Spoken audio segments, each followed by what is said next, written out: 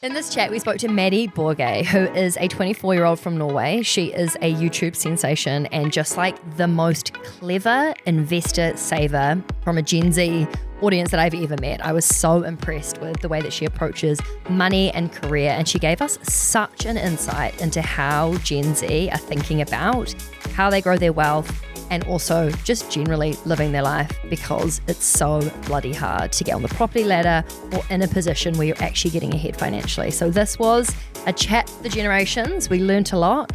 And if you would like to check out any of Maddie's channels, she is phenomenal. We will link them in the podcast show notes.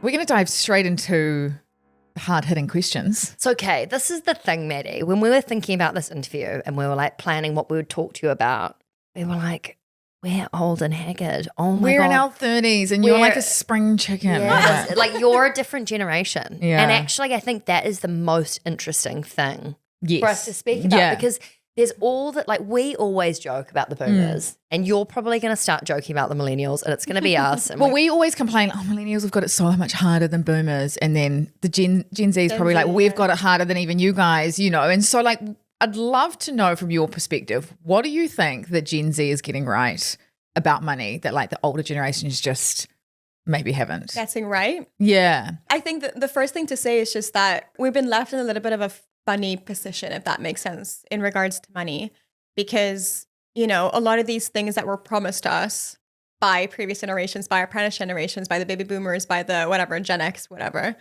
they don't really happen for us anymore. You know, like, look at like the price increase based on houses compared to like what people are earning, right? Like a lot of these things that were achievable for older generations that were promised to us, it's like, yeah, like if you work hard, you can achieve this, suddenly are kind of out of reach.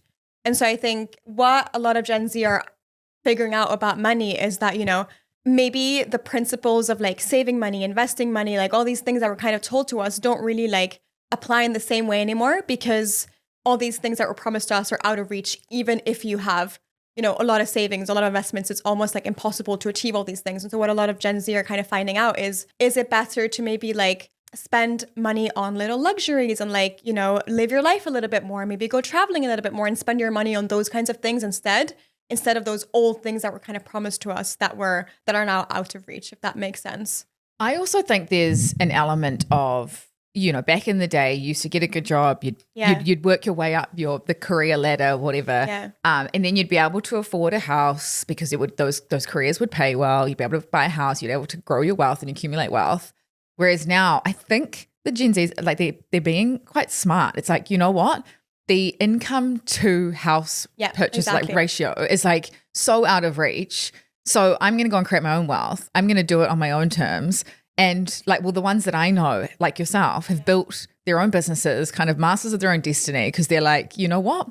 We just have to figure it out because things are so much tougher for us than they were for millennials and baby boomers. But I caveat that with, I reckon they're going to get an absolute windfall with this generational wealth, this wealth transfer that's coming. When the baby boomers pass away, I think you guys are going to get that's very true. an absolute windfall. So you're probably in the best position. But I think the thing that's hard about that is like not everyone's going to inherit wealth, you know, like not everyone is related to someone that's like the queen of a random country. I'm not talking about like billions and billions of dollars, but you're going to inherit like if your parents have a house, right? And if they've purchased a house, which a lot of people do, there's a lot of people that don't own houses, but a lot of baby boomers do own their own house. Even that is an asset from when they bought it to what it's valued at now. In the UK and New Zealand and Australia, the value of that asset now is worth a lot. Yeah. And that, you know, these baby boomers and these previous generations have earned so much money on the increase of their houses as well. And the stock market's gone up phenomenally over the last like 10 years. Sorry, I'm just thinking of this meme that's like baby boomers buying, they're like dancing, like really shit dance moves, and they're like, bought my house for $3, buy it for $3 million as is. You know, just like so, it's so unfair how quickly they gained wealth and how easy it was for them in comparison to us, and then you guys are even worse. Like I couldn't even imagine starting now or being early 20s. The ginormous, like from where you are to where you'd need to get is just like almost so unfathomable. But that's why it feels out of reach, you know, and that's why a lot of people, I think, like if you decide, you know, maybe buying a house is not for me because I'll never get there, or like I won't get there until I inherit some money or whatever from baby boomers, or, you know, as you just said, you know, a lot of people are finding out that, you know, maybe there's ways around this. Maybe I can, you know, instead of buying, I'll just rent, and then, you know, instead of having all these luxuries that I was promised, maybe I'll do other things, you know, and maybe I'll go traveling, or maybe I'll just do something alternative, if that makes sense, because literally what we were promised feels so out of reach. I'm missing the promised bit. Can you explain that more? What you were promised, I mean, like when we grew up, right? Like our parents were like, when you grow up, you'll be able to buy a house and you'll be able to raise a family, and like these things that are like almost like the American dream, if that makes sense. But they're promised around the world, right? Like you go to get university, a good job, you get a good education. Get a good education, get a good job, work a few years, then you'll be able to buy a house. And now you realize, like, even if you have the best education in the world and the best, you know, job in the world, it's still so far away. And like, even in the UK, I read some stats that were absolutely absurd the other day. But I think in the UK at the minute, 97% of first-time buyers get help to buy. 97%. That's absurd. So basically, if you're trying to buy a house just by yourself, just by getting a good job, just by, you're, you know, 3%. That you're in the 3%, you know, if you're not getting any, like that's absurd. And that's with the help of friends and parents, but still like all these dreams that are promised are kind of so far-fetched. And so people are having to find their way around it. And a lot of people are, you know, resorting to just renting instead. And that's not a great situation to be in. But, you know, I've been there myself and I've been kicked out and it's not fun. But, you know, finding other ways around it and spending their money in other ways. I think there'll probably be a bit of a shift towards, you know, when something gets so out of reach for so many people, there's not only like creative solutions that come into play of like, you know, buying with friends and like what you've done so, but I think there's probably going to be a like, you know what, F it. I don't want to spend money, you know, all my savings and all my years building up. Like people just get resentful. People will just be like, you know what, I'm going to rent and I'm going to grow a business that I can take anywhere in the world with me, and that's my way of growing wealth because I have control over it. People also are doing like, you know what, if this is so far out of reach and I'm having to work like these insane hours, it's not worth it. I would rather, you know, live to work rather than work to live, if that makes sense. I think there's a shift there as well. We see that in like maybe the Gen X versus Gen Z and baby boomers versus Gen Z, where people, you know, are like, I actually want my weekends and I actually want to leave the office at 5 and I want to close the door and like be done with it. And it's almost because working that hard doesn't get me anyway. Exactly. I'm going home. And there's obviously a small minority that are like, I just want to not work and have money. I mean, like Emily, for example, she's Gen Z and she is so lazy. She is always going home at 3 p.m. She never answers her emails. She's absolutely useless. I mean, she's used all her sick leave. No, but I know what you mean. I think it almost makes sense, you know, when there's a lot of like complaints about the younger generation being lazy and shit and not working. Like, let's be honest, it's everywhere. And you guys would be so sick of hearing it. But then if you flip it and you think, well, it makes sense why baby boomers and then Gen X and millennials worked so hard, because it did actually get you ahead. Like there was the element of like you work super hard, you earn more money, and you could do things like buy a house and then be kind of set financially. But because it's so far for you, you're kind of like, why would I sell my soul for my job? I think we're the stupid ones. The we're millennials. stupid. We're the millennials. We're the ones in the middle where we work hard. We're like, do we go here or we work hard, but we still don't get the house or the assets. Whereas you guys are like, screw this. I'm going to pave my own way of my life and the way that I want to live. The boomers are like, we had to do the 9 to 5, and we're stuck in the middle going, who should we copy? Do we do the 9 to 5 and get nowhere, or do we do? We're just the confused. So, what would you say, like Gen Z in general? You know, this idea of getting a bit more creative with the way you think about your life, like the idea of investing in travel or investing in experiences, and what other trends or ways do you think that Gen Z are starting to spend their money or think about their life that is different from generations before? I think other than what we just talked about, which is like prioritizing life before work a little bit more, I think people are spending their money on more like themselves and their development, you know, because if you can't, you know, buy a house or you can't like buy a car or whatever, then it's more like, okay, what can I do for me? You know, it's the little luxuries. That's one of the things, which kind of, I mean, there's this rise. Is that like getting your nails done, or what is a little luxury? A little luxury is like a little treat. And that's why we see this really high increase in like discretionary spending on things. in a generation that doesn't have as much money as the previous generations, you know? So like you can spend a lot more money on, you know, a £5 matcha a day, or like getting your nails done as a little luxury for yourself, or like a little designer bag, because you know that buying a house or saving up for these things, like even if you know, put all your money into it, doesn't really matter in the end because it's so far-fetched, if that makes sense. That's the principle anyway. So is it kind of like, I'm trying to think of a new example. Let's say I want to be a comedian and I've tried a few stand-ups and nobody laughs. And I'm like, do you know what?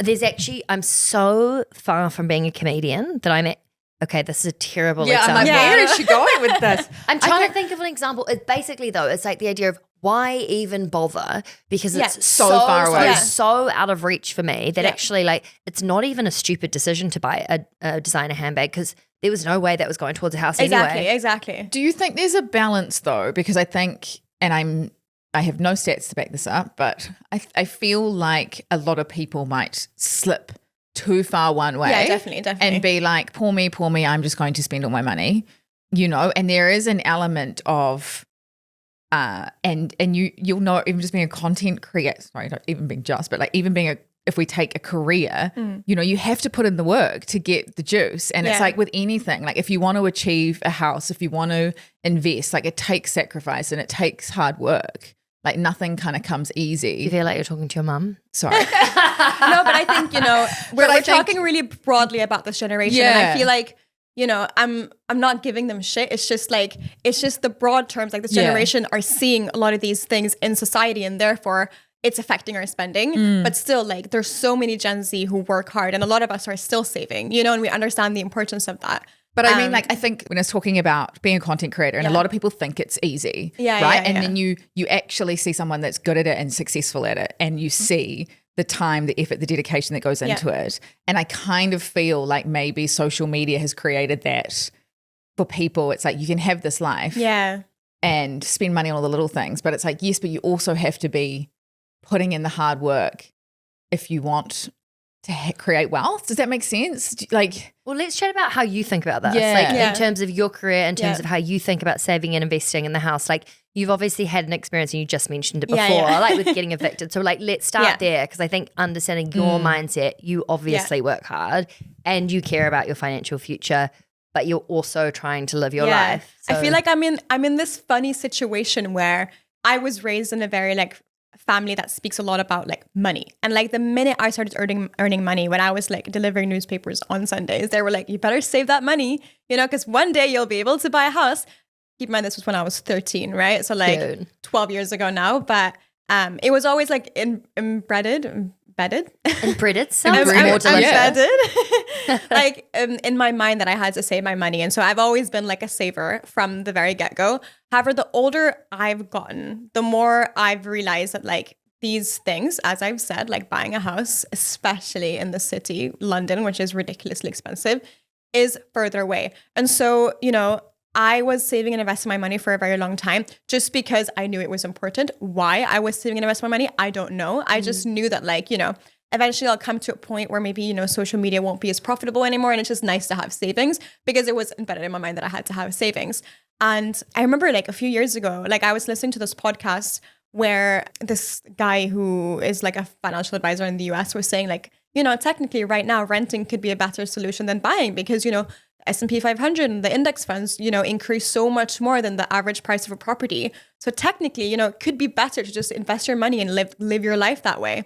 And so for me, when I was looking at the house price, I was like, Jesus, like either I take out a massive mortgage and I save for 10, you know, 15 years and I buy, or, you know, I go this other route and I kind of live the more Gen Z way, which is like, you know, you invest, you save, and you spend on little luxuries, and like you have a good life.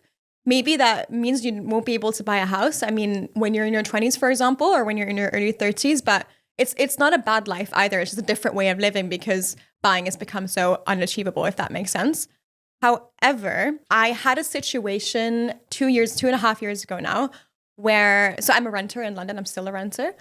We had been renting, me and my boyfriend had been renting our flat for a few months. Flat hunting in London. I don't know if you guys been through flat hunting in London, but it is horrible. And yeah, so we had been flat hunting prior to getting this flat for roughly 3 months. We knew we wanted to move in together. We knew, you know, fresh out of uni, like that would be the best financial decision as well, because, you know, 2 earners, 1 bed flat, like it's a better way to find, like it's the cheapest way to rent essentially. We're looking at properties, literally could not get a single flat. We were bidding. We were in 5 bidding wars, I think, for properties, which is now becoming illegal, by the way, thank God. But yeah. Is that when they bid up the rent because you're trying to get it so bad? They're not I'll pay just double. the rent. Like, I'll buy you a sofa and I'll buy you a table. Yeah, there were people who were like, I don't like the sofa, but I'll buy you a new one. Oh my god! And I'll pay $100 extra a month. Oh my god! And I'll pay upfront. Imagine being a landlord. You'd be like, "Come to me." Literally. You'd be like, someone said they'd replace the carpet. Like, what do you bring Someone to the said they'd table? paint the walls. Literally, that's what we had to do in the end. Like, it was absurd. Like the amount of like bidding wars we went through. Keep in mind, we were fresh out of uni. What was the weirdest thing you offered? I mean, I think we offered to like change the dining table and the sofa, and we still didn't get the flat. Should have offered to suck their toes or something. I thought you were going to say something else. I was like, Jesus. Remember the age group we're speaking to here? Suck your toes. Yes, toes. Good to know. But yeah, like, wow. I mean, and we were 2 fresh out of uni graduates. So we're already in like a bad position, but like, I mean, the things like that people with animals, people with kids, like it's super discriminatory. It's ridiculous, right? So this is the state of the rental flat market in London, and it's horrible, and I never want to go through it again. However, 8 months into living in this flat, which we finally got after 3 months of flat hunting and 1 year of basically not having anywhere to live, we were so happy there. We were thinking of staying there for like, you know, 2 years, 3 years, and we'd literally just like finished putting up like our last picture on the wall. We get an email from our landlord saying, "Hi, so you have to leave. I'm selling the flat," basically. And we were like, what? No, but we're supposed to stay here for 2-3 years. And so we had to leave at the end of our contract. And the whole reason we signed, and this is partly on me, but partly on, you know, the situation, we signed a 12-month contract on the flat. We ended up leaving after 11 months because he wanted us out quicker. But we signed a 12-month contract because he said that he wanted to raise rent every year with inflation. This was when inflation was 10-12%. So we were like, okay, we'll just get the flat, you know, and then turns out that backfired on us and we had to leave super fast. So yeah, we were back flat hunting, didn't want to leave the flat, had to go flat hunting again, ended up in more bidding wars. Like, it was just not a fun situation. And when this happened and you have to move against your will, and you're kind of just like in this, like, I don't want to leave, I have to flat hunt, nothing's on the market, more bidding wars. You just end up in this situation, or mindset at least, where you're just like, I don't want this to happen ever again. It feels really unsafe. I think you feel like your so home is being taken unsettling. away from you, you know, and you don't have a choice. And we were like, we loved our neighbors. Like, my upstairs neighbor became one of my like best friends, and like our like neighbors were so nice, and we had like monthly like get-togethers, and it was like the best neighborhood, the best flat. Like, I loved it there. And suddenly it was like, oh, you have to leave within 2 months. And imagine if you had a family, or you were of poor health, or like you had someone really, in school there. Like, this was, you know, there was no other flats available in this little neighborhood. So we ended up having to move. We flat hunted for like a month. We found something really quick, which was nice because I just wanted to like get it over with, if that makes sense. I don't even care if there's no XYZ because you just want something. Exactly. And our next flat is really nice, and I really like it there. But because of this situation, which was like not traumatic, but definitely not fun. Yeah. You know, I was like, I changed my mindset from, oh, I'll just be a renter, you know, it's fine. Like, renting is fine, to, wow, no, I really want that. I really want to have that security of buying a home and no one being able to take it away from me, if that makes sense. So that's the reason I kind of shifted my mindset of, you know, I'm saving just to save and build generational wealth or whatever I was thinking, to, oh, okay, I'm saving to buy a flat. That's my next goal, if that makes sense. And that's what I've done in the past 2.5 years ever since.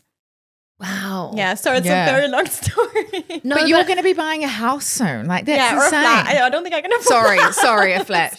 Yeah. I kind of use it as like No worries. like, that's incredible. And you're 24 and you live in London. Yeah. Like, wow. Trying. Yeah. No, it's amazing. But even trying, like, you've got that goal. Yeah. And you seem like a very determined person. How do you speak to your audience about that, given the fact that a lot of them have a different mindset? And how do you speak to them about, like, A, your decision, and B, how you're making your savings and your investments grow? I mean, this is the difficult thing as well, because I think when I talk about, saving for a house, it already is like not a dystopian topic, if that makes sense. But like, yes, I'm in my 20s, I'm in my mid 20s. I probably won't be able to buy until, I'm 25, 26. We'll see when it sorts itself out. No. But, when I talk about this, it can trigger reactions from my audience because it feels very distant, if that makes sense. Like someone actually being able to buy in London when you're 25, 26, when the median age or like the normal age to buy is what, like 34 or something like that. And it feels very unachievable. So I think like starting with a little bit of caution, if that makes sense. Like I'm very lucky in the way that I have a partner who I'm going to buy with, and we have 2 incomes. So we're double income, and we both have like relatively high salaries for our age. So we're like in a very privileged position to be able to buy. So I think like emphasizing that one, but also when I talk about how I actually save, a lot of these things can be done whatever salary you're on. And I have been saving money since I started working 10, 12 years ago, how long it's been now.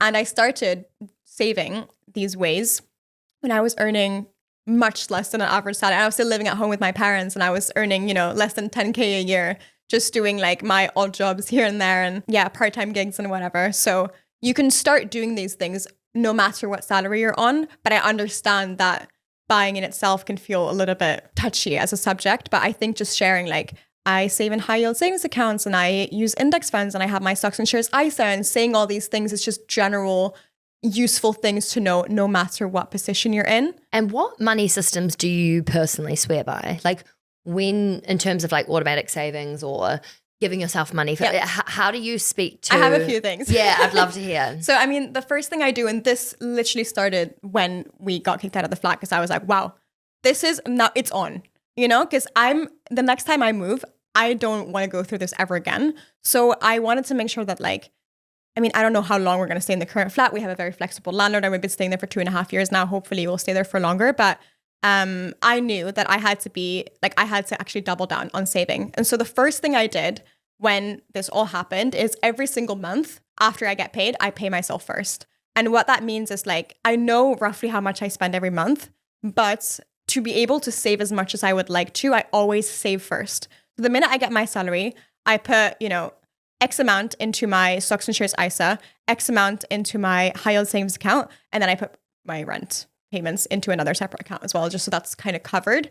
And then everything else that's kind of discretionary spending on food, on everything that's kind of variable every single month, that's whatever is left in the bank account, if that makes sense. And then, now I'm getting paid in like a few days again, and then I have to take all the money out. But like now I'm noticing that like, oh, I'm running low on money. Luckily, payday is soon. The minute I get my money again, money goes out straight towards saving, and then the round starts again. And what's good about this way of savings, like paying yourself first essentially, is you don't save what's left after a month of spending. You save what you have first. And so now I'm noticing, oh, running low on money, I can't buy a bag now, or I can't, go out and get this really expensive meal because I'm low on money because I saved first. Yeah, and a lot of people do the opposite, right? Yes, and then that's it's like, the normal way around. I've got no money to save. It's like, and it's very easy to lifestyle creep. It's so easy if you've got the money there. Whereas if you can adjust to live on anything. Like, I mean, if I was anything on a $10 million a month salary, I'd adjust to that pretty quickly. But even less, like I think we complain a bit about how much we get paid, and we're kind of like, oh, how are we going to make it work? It's like, there's a time where you earn half this. Yeah. There was a study that I don't know the exact figures, but the gist of it was that they interviewed people on like $10,000 a year and people on like $10 million a year, and everyone said that if they could have 10% more, or if they could have, I can't remember the exact percentage, but everyone at those different levels wanted more. Yeah. And it's like, there's never a level where you're like, cool, now I can sustain my lifestyle, because that lifestyle does always seem to creep. Lifestyle inflation. I think saving first is like the fact that you even know that at 24. The minute you get your money, just take it out, like let it just disappear from your bank account, and then you don't see it again, until you decide to touch it and take money out to do whatever. But have you thought about, or do you often call your parents and just say thank you so much for what you taught me? Because I look at you, who is literally you're a third younger. That's the weirdest way I've ever said that. Yeah. You're a whole decade younger than me. And to think and are implementing everything that I've really only just learned quite late in life, what feels late in life, is so impressive. And surely that's majority. I mean, it's due to many things, including like you've had a business. And I think when you earn money from a young age, you probably start thinking about those things more. But still, it's probably a huge influence from your parents. I think it's definitely a big influence. And I feel very lucky in the way that my family, it was always like a topic we spoke about. And I think, you know, what you talk about in a family setting impacts your decisions later in life. And when I started earning money, doing my part-time job of handing out newspapers, and when I eventually started earning money on social media, you know, the first thing they said was just save it, you know, because you have no use for it right now. Just save it. Always save first, because you're going to thank yourself later. And that, you know, even though it might have been a small thing then, that kind of mindset has impacted me all the way through my life. You know, my parents didn't teach me about investing, and they didn't teach me about credit cards and all that. That's things that I later in life have kind of read up on and researched about, because I had this interest for saving. But that, again, this whole mindset comes from the fact that I was raised in a family where we always talked about saving and the importance of it. And, you know, like, not using all your money on things for yourself, but always being like, you can spend a little bit, but then you save most of it. And that's always been a principle that I kind of had since I was young. But how do you, like, I think for a lot of young people, the whole instant gratification, delayed gratification is such a hard thing when you're young and you're impressionable and you want to, you know, you want to buy the nice things and you want to be involved. You want to go to the parties, you want to go to the dinners, like the holidays. Like, how have you mentally, I guess, adjusted that? And I guess what advice would you give others? Because it's easy to say, you know, save before you spend. But for a lot of people, there's that like pull of like, oh, but I want to be included and I want to be liked and I want to be, I mean, I want to look cool. And and I get it. Like it's, I mean, I still feel exactly the same. I'm on my high horse now being like, save money. But back then, gosh. But even now, I still find myself being like, people are going to Sardinia. I want to go, you know? And I'm like, I can't afford it. And, you know, it is like a constant battle. I think our whole life, like, you know how you were saying before, everyone always wants 10% more. Everyone's probably always going to have the sacrifice. Like when you're 60. But I think when you're older and a bit more mature, if someone's like, oh, I'm saving for a house, you're like, amazing. When you're younger, it's like that, you know, like I guess the importance isn't quite there, or the understanding from your friends is probably not there. And all you see is them out having fun. And also, I think social media plays a big part in this, because, you know, a lot of people are getting into like credit card debt and overconsumption at the minute, because like, even though you kind of have everything you need, you see all these things online and you're like, I want that and I want that. And as an influencer who, you know, this is part of my job, not necessarily overconsumption, but like being in this world of social media and consuming so much content, I see how that can affect people's decisions. I think kind of how I have always thought about money and what I receive and what I spend and stuff like that is, you can be addicted to shopping and spending, but you can also get really addicted to saving. And I heard this girl talk about this on TikTok the other day, and I was like, wait, this is what's been the case for me for so long. Because I think like in a weird way, I've always become a little bit addicted to saving in like the way that I see my money grow over time. And I'm like, yes, another, you know, £500 saved towards buying a house. I only have this left now. You know, it's like, and then now I added another £500, and then, you know, we're this much closer. And I see that, like, so basically I have a lot of systems to keep me like accountable for saving my money. I have like a whole Notion page where I keep like trackers, and they have like progress bars on them. So like, I mean, this is how you get addicted to saving, right? It's so fun. You almost need to gamify it. Gamify it, exactly. Like marketing, you know, like you gamify your spending, your saving in the way that like, so this way it becomes almost as fun to save, because you're like, yes, I'm this much closer, let's go. Or you do it for a trip and you're like, yes, I only have £200 left to be able to afford these plane tickets or whatever. You gamify it, you make it really fun. And every time you put money towards it, you see that money grow, you see the money increase, and you become like excited about it, if that makes sense. In the same way that you would get excited about buying this new dress or buying this new decor piece or whatever. I actually totally understand that, because I was like that with my emergency fund. I had a goal and I kept seeing it every month going up, and I was addicted. It's a little bit addicting. Dopamine hit. Like, exactly. But I would always check it. Is there the issue with once you reach that goal that you don't want to spend that money? You know, if you're saving for a holiday or you're building up your emergency fund and then you're like, now I've got an emergency but I don't want to spend it because I'm at that goal. I mean, for my emergency fund, so I keep a lot of these funds because I found this way of kind of like gamifying it and like having these like progress bars and having these goals are the best way for me to save because it makes it the most fun. I actually had to take out of my emergency fund the other day because I don't know how this happened, but I managed to like mess up on my credit card bill, which is like, it's never happened before, but I don't know how it even happened. I think on holiday, I must have just missed the deadline and I actually had interest for the first time on my credit card bill, was sucked because I never spend more than I earn on my credit card. And I've learned all these rules throughout the years that like, you never spend more than you earn. You always pay it in full by the deadline. And I think I just missed the deadline by like a day or two. Suddenly I had this interest bill and I was like, oh my God, what have I done? What have I done? And I ended up actually taking out my emergency fund just to cover the interest because I wasn't prepared for this interest to be added on. And I had all the money to pay the credit card bill down, but I didn't have the money to pay the interest down.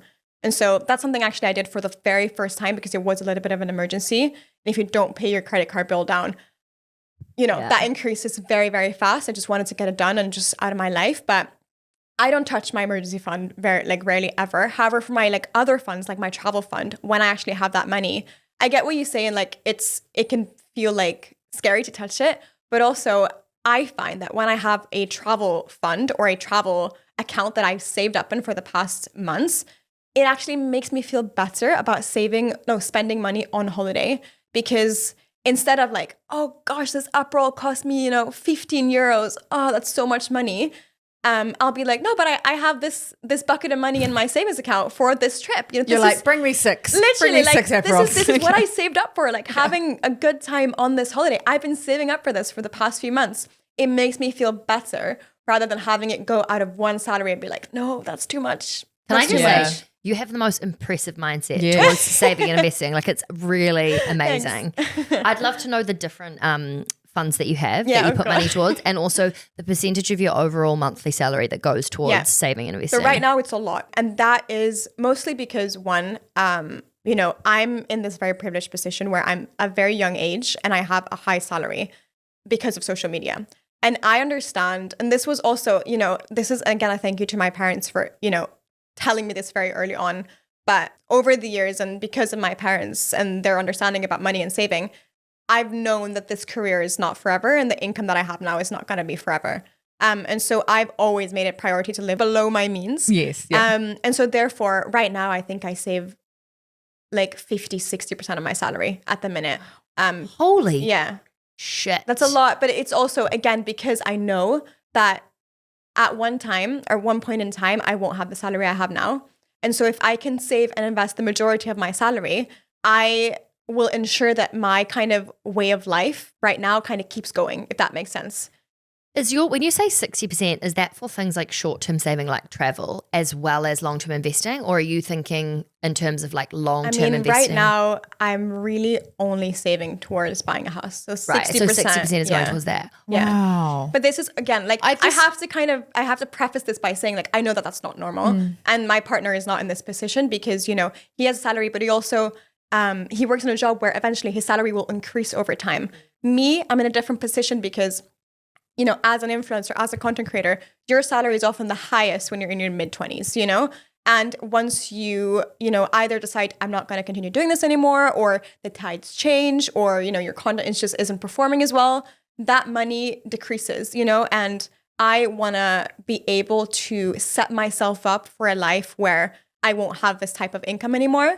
And so therefore I'm saving such a high proportion because I have this ability at the minute to save that much. So that's partly one of the reasons. But even that mindset, right, of being like, okay, he can't contribute as much. Yeah.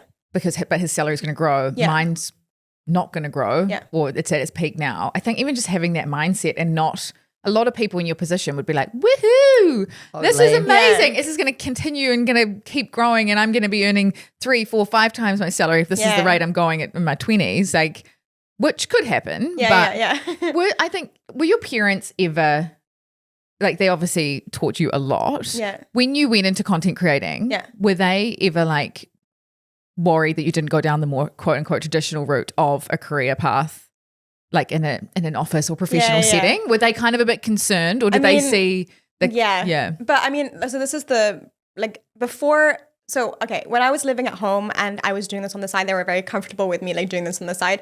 also like different world. Like my siblings who are a lot younger than me aren't allowed on social media. Like, but I was just this like kind of guinea pig because I was the oldest, you know, like new generation, like I'm 2000. So, and I think you'll see it as well though. Like, I mean, I even see it for people who are like 3 years younger than me.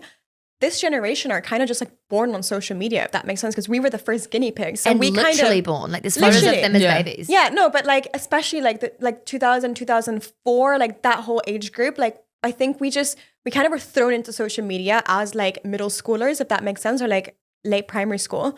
And we kind of started using it, you know, and just like no rules, if that makes sense. So like I was just posting YouTube videos. And my parents were just like, oh, what is that? You know? And I was just doing it. And now like my siblings who are like 8 years younger have rules on social media users, and you have to have a private account and like whatever. But I didn't have that. So I think when I started earning money on social media, they were kind of just like, oh, cool. You know, I didn't know that was a possibility, but good for you. You know, save the money and put it towards like later in life. But, you know, just do that and you'll be good. However, when I was thinking of what I wanted to do with my life after like graduating from school or from high school. And I was 18, I was pitching the idea to them that maybe I would just do this full time. And they were like, absolutely not. Like, that's not happening. You're getting a degree. And I was like, oh, okay, well then I'll do that, I guess. You know, it wasn't really like an option for me to just do this full time. And that was 2018. And then I did uni for 3 years and I really enjoyed actually studying. And I think it was a really good decision for me. I did business management, a BSc in business management. But after those 3 years of studying, I didn't feel ready to go out into the real world of like working because I was quite burnt out after studying and I'd gone really, really hard on myself during the studying years. So I decided to do like a gap year and just try the social media thing full time. It wasn't like a commitment. I wasn't going like, let's just go like all in, like let's do this for the next 10 years. It was kind of just like a trial period. And my parents had no issue against that. But also I was 21 at that time and they don't really decide what I'm going to do in my life when I was 21. But, you know, I think they had an issue or like they were kind of like conflicted by the fact that I wanted to do this full time when I was 18 because it was still like risky, if that makes sense. You'd done a degree at that point. You kind of ticked the boxes. Yeah, exactly. I feel like I ticked the boxes and then they were like, fine, go off, live your life, whatever you feel like. We have trust in you that you'll figure this out. So, yeah. One of the things that you speak about a lot and something that you represent as a brand is the idea of like de-influencing or living kind of, not living small, but in like a less flashy. Really, not living way beyond your means. Yeah, and also like, I don't know, I think there's just like such a juxtaposition with that given you're in an influencer world where the currency is what you look like and the clothes that you have and the, you know, it's, I don't know, it's just, I find it really interesting that you are kind of going against the grain with those things. Can you just speak to how you think about that with relation to, I guess, money, investing, your life? Yeah. And how you like to explain that to your audience? Yeah. I think this is such a funny question because like, this is just who I am, if that makes sense. Like, I think I've always just been, and like, I get it because I'm in this world where, you know, you don't rewear outfits apparently as an influencer. I didn't know that. I always rewear my outfits, but you know, there's all these, not rules, but like kind of like things people do in this influencer world that are kind of put online and people are like, okay, you know, like you have different products and you have like 15,000 body oils and like, you know, have you seen these shower videos? Like, it's insane.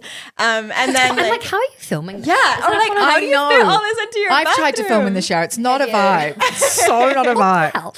Like, you know, Semi refuses to do content, but you know, and then all of a sudden we find out you're trying to film in the shower. Oh, because they make it look so easy. And it's like the shampooing and stuff. I'm like, and their backs look really nice. They only get like a little bit of their side boob. I would have loved to see you try that. Anyway. Sorry.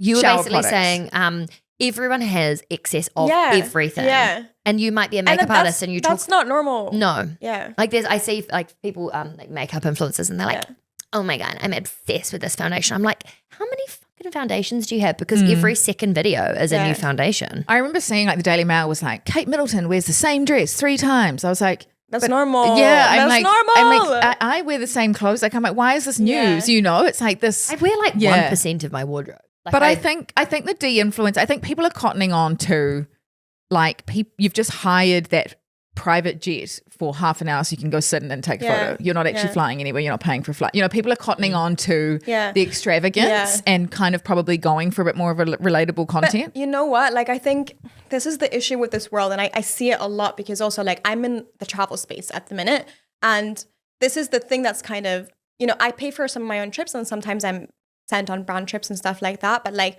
whenever I pay for my own stuff, I pay for economy.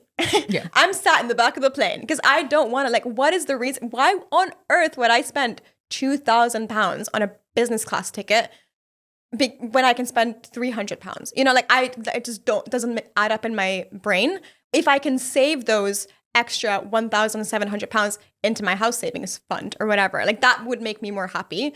However, on social media these days, even people who have like my following seem like they're every single time they go flying, they're sitting in business class, and I'm like, that's not, first of all, normal for your age, because we're in our mid-20s here, like what's going on, but also like not a good way to spend your money. Like, wouldn't you rather want that money to like be with you later in your life rather than spend it on one business class ticket when you're in your mid-20s? We're so young. Like, this is absurd, but I see it. And then I'm like, oh, that's normal then. And suddenly I'm the abnormal person because I'm not spending money on business class when I'm God, you're such a good mid-20s. influence on your generation. Like, Yeah. And I don't mean that in like a influencer way, but I mean, I guess that word has been so demonized over the years to being like, oh, you're an influencer. It's like, but you're influencing in such a brilliant way. You're educating people. You're helping them to feel normal, even though you have a huge audience. You're showing them that your life is the same and what you prioritize and what you think is important. And that is like super inspiring really for a lot of to hear. people. I mean, Emily was the same. She was like, I love her content because it feels relatable. It feels like I can learn. I'm not like, it's not out of reach. I think that the whole online sphere has turned into this just absolute Wild West where, I mean, yes, we always talk about the highlights reel, but it's not just that. It's also just, it's just not a reflection of life. And I think what you're doing is you're reflecting actually who you are through your channels, as in you care about money and investing.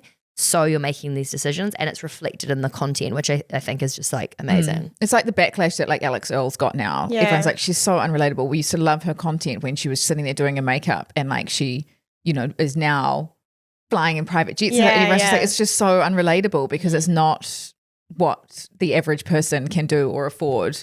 But if there was someone sitting here being like, this all sounds really great, but they don't do what you do. They don't do the spending, the saving first and spending. Like, what would be one tiny takeaway or piece of advice that you could give them to like, I guess, get on your journey and your kind of saving and investing habit? The first thing is just realize what you spend every single month. Like that's when back when I was fresh out of uni doing this, I wasn't making, like, I think people have this like not wrong conception because influencers make a lot of money.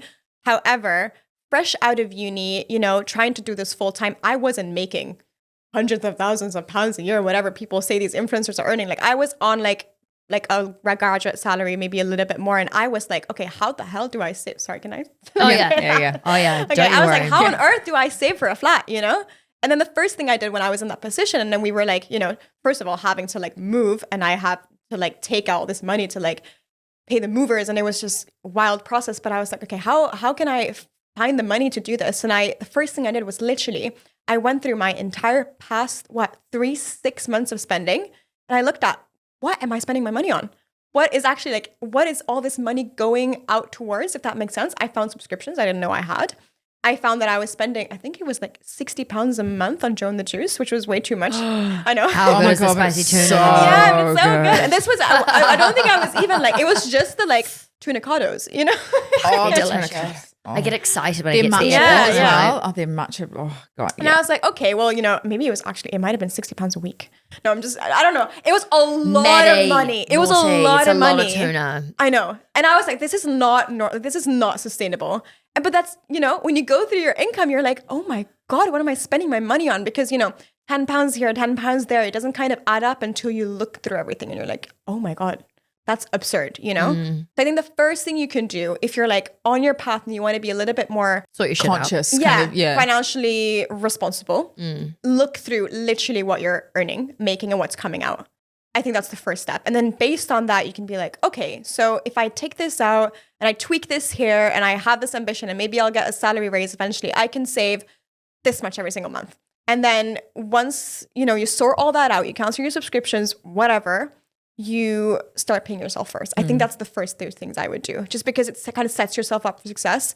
And as we spoke about earlier, like it doesn't really matter what your salary is, because you can be making hundreds of millions of pounds a year. You could be making, 25, 30,000 pounds a year.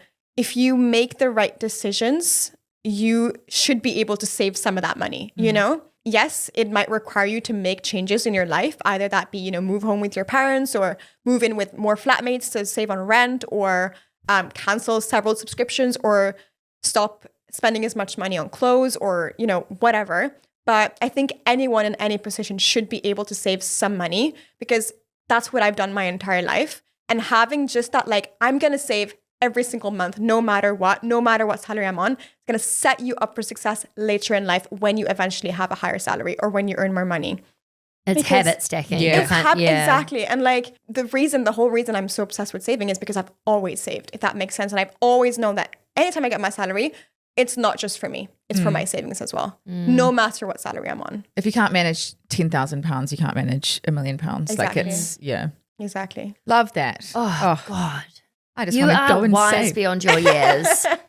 Really, I know. I loved this chat. I feel like meeting, oh my God, it feels like we're meeting some alien from a different planet, but meeting people from a different generation where is I don't know, it feels hopeful for the future. I feel there's a lot of echo chamber chats between boomers, between millennials, and then, it's Gen Zs that have never worked a day in their life. Oh, what are they?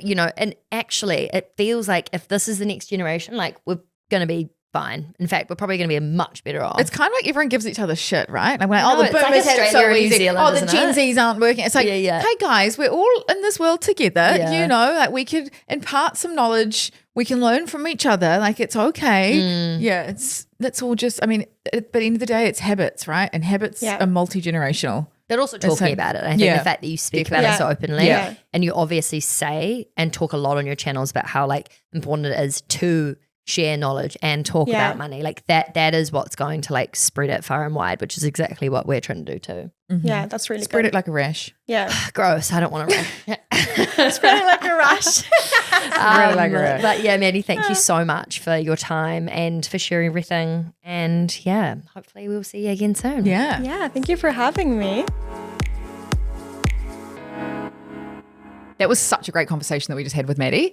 If anyone is interested in starting their investing journey, doesn't know where to start, wants to figure out how to split their pay, we have an incredible investing club available where you can jump in and learn all of those things. In the club, you get access to my brain. I've been investing for so many years and I know what 20-year-olds need to know in terms of starting their investing journey. So we have an incredible course in there that will teach you everything from how to split your pay all the way through to investing. You've got unlimited access to myself if you have any questions. So feel free to start your 7-day free trial. The link is in the description. Okay, quickly. The Curve was created to empower and educate you about investing, but we are not financial advisors. Our platform exists for educational purposes only, and it doesn't provide personalized investing advice for your individual needs and should not be relied upon to make an investment or financial decision. And always remember to do your own research before making any investment or financial decision. We're here for any knowledge and support you need, but the final call is always yours. And thanks for being here. You got this. Yeah, we know you got this.